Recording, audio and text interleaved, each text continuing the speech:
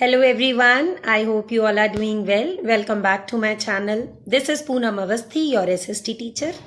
Today we are going to start a new history chapter, chapter 8, Reforms in Indian Society. In this chapter we are going to study about 18th century and Indian society. So watch the video carefully, and in case of any further doubt, feel free to write in the comment section, or we can discuss all of your doubts in the upcoming online class. And students, at the end of the video, you will be getting a home task. Do that positively in the notebooks. Okay, so let's begin today's chapter number 8, Reforms in Indian Society. Welcome all of you in Social Studies class.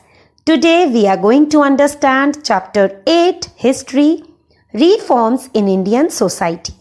Students, please refer page number 58 to 62 for this chapter. Today, most girls go to school and study. Many of them pursue higher studies. They may have a desire to make some things for themselves and even work after studying. Now, we have a law that says that girls have to be adults before they are legally married. Widows can remarry. All women, like all men, can vote and stand for elections. Students, I would like to add here, in earlier times in India, most children, especially girls, were married off at an early age. Hindus and Muslims, men could marry more than once and have many wives, which is called polygamy. In some parts, widows were praised if they chose to die besides their husbands in the burning funeral pyre. Women who died in this manner were called sati, which means virtuous women. In those days, women had minimal rights to own property. Besides, most women had no access to education. Students, Indian society during the 18th century was divided along gender and caste lines. I have just tried to explain the problems faced by women in 18th century in India. Now, our society in that time had one more issue, and that was caste system. As we all know, our society was divided into 4 distinct castes or varnas, and they were the Brahmins, Kshatriyas, Vaishyas and Shudras. The Brahmins and Kshatriyas considered themselves as upper castes, and after that, traders and moneylenders referred as Vaishyas. Lastly, we had peasants, artisans, weavers and potters. They were called as Shudras. At the lowest rung were those who worked to keep the cities and villages clean. And students, this job is considered below the dignity by the upper caste. The upper caste also called these lower caste people as untouchables and treated them inhumanly. They were seen as inferior human beings and treated very badly by the upper castes. To fight these evils, many associations were framed in different parts of the country. The reformers realized that many social evils had kept the society backward and prevented Indians from progress. So students, a reformist trend started in India during the first half of the 19th century. Some enlightened Indians formed associations to work for reforms. Now students, let's understand these associations one by one. Brahmo Samaj.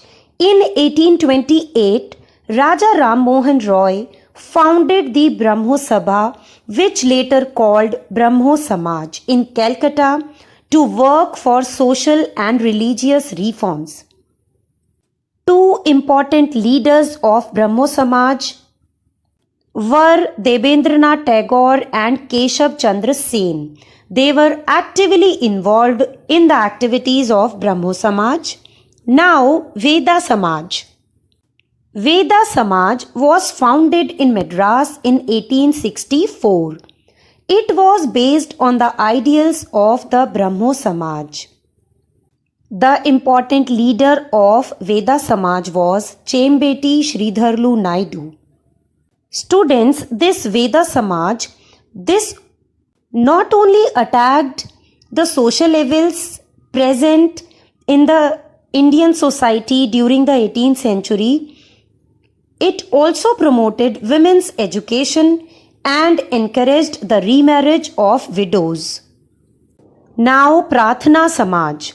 Mahadev Govind Ranade and Ramakrishna Bhandarkar, they founded the Prathna Samaj in Bombay in 1867.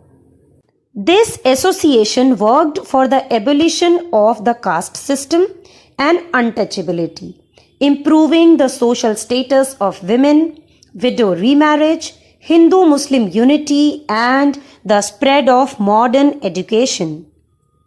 So students, till now we are done with Brahmo Samaj, Veda Samaj and Prathana Samaj. I hope it is very clear to you. Now Satya Shodhak Samaj. In 1873, Jyotirao Govindrao Phule, Mahatma Phule or Jyotiba founded the Satya Shodhak Samaj. Its membership was open to people of all religions. This association propagated caste equality and worked for the upliftment of the oppressed classes. Now, Arya Samaj. The Arya Samaj was founded by Swami Dayanand Saraswati in 1875. Among other things, this association worked for the remarriage of widows.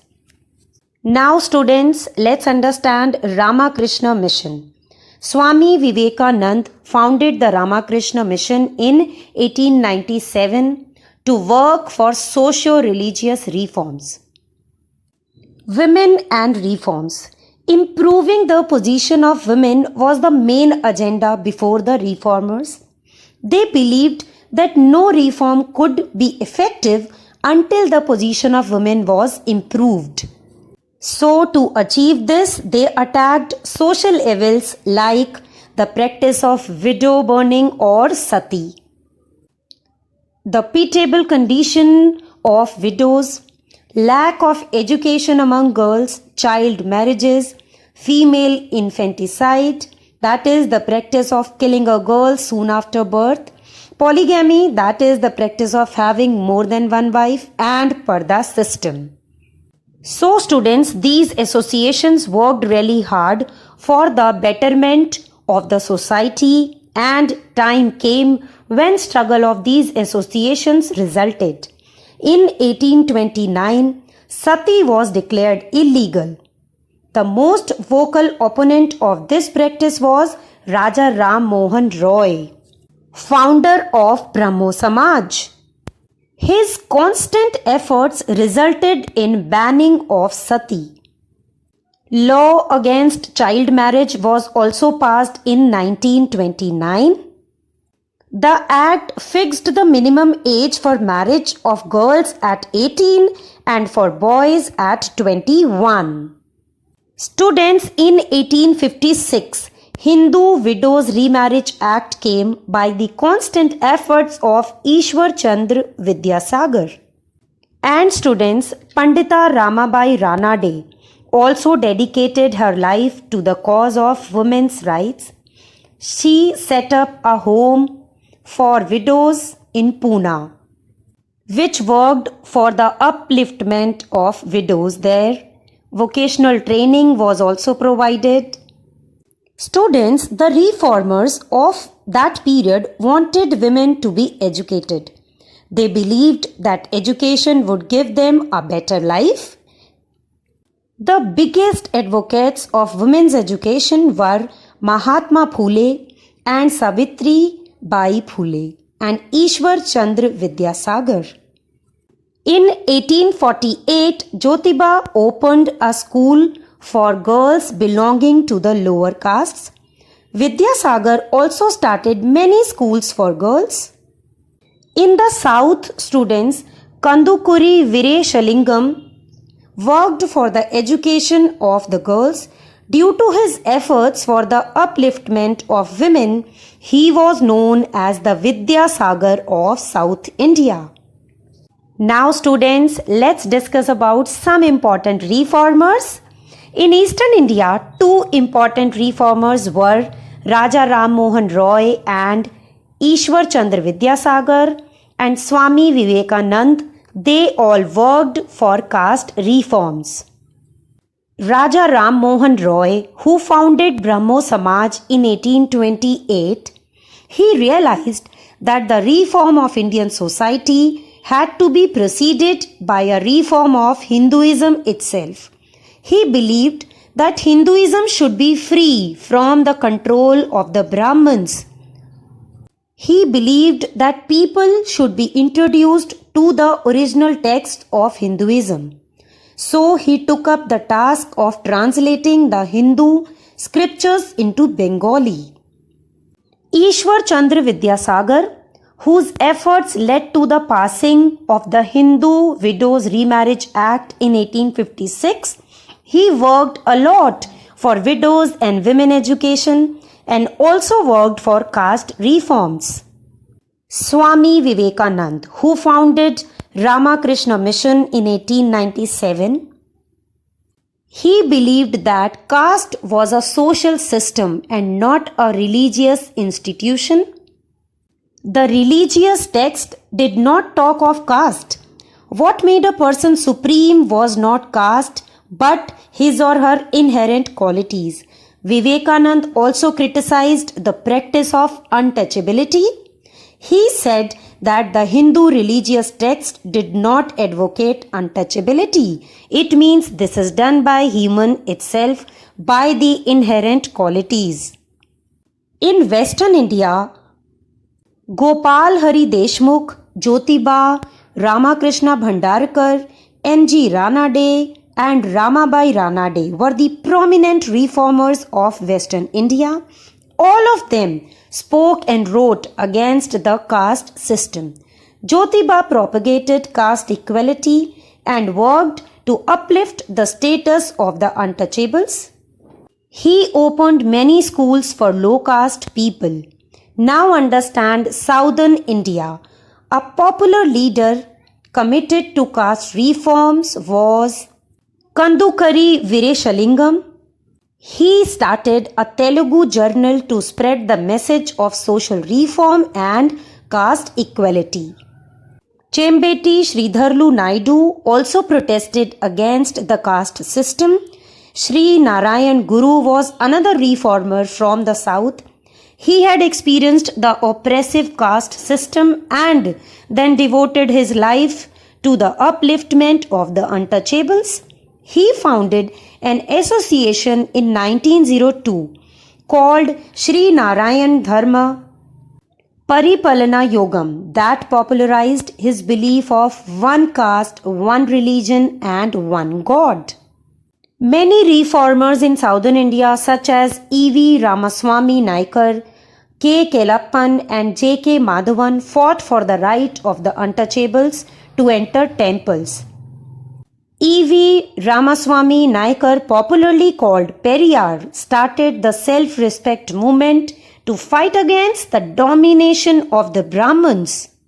Now students, understand the fight against untouchability by Mahatma Gandhi and B.R. Ambedkar. Mahatma Gandhi started a nationwide movement against untouchability. He called people of the so-called lower castes as Harijans or children of God. He founded the All India Anti-Untouchability League and started the weekly Harijan. Bhim Rao Ambedkar, he himself was a Dalit. He wanted to end untouchability, caste discrimination and the exploitation of the Harijans. He founded several journals to spread this message. He led his followers in a series of non-violent campaigns to assert the right of the untouchables to enter temples and draw water from public wells. Dr. B.R. Ambedkar, he was actively involved in the temple entry movement. Students, these all reformers attacked the caste system and women equality, including the removal of untouchability. This is all about chapter 8, Reforms in Indian Society. I hope this chapter is very clear to all of you. In case of any doubt, feel free to write in the comment section or note down all of your doubts and discuss in the upcoming online class. Now see home task for today. You can refer back exercise page number 63 for this. This is it for today. Dear students, don't forget to like and share the video. Thank you so much for watching. Keep learning.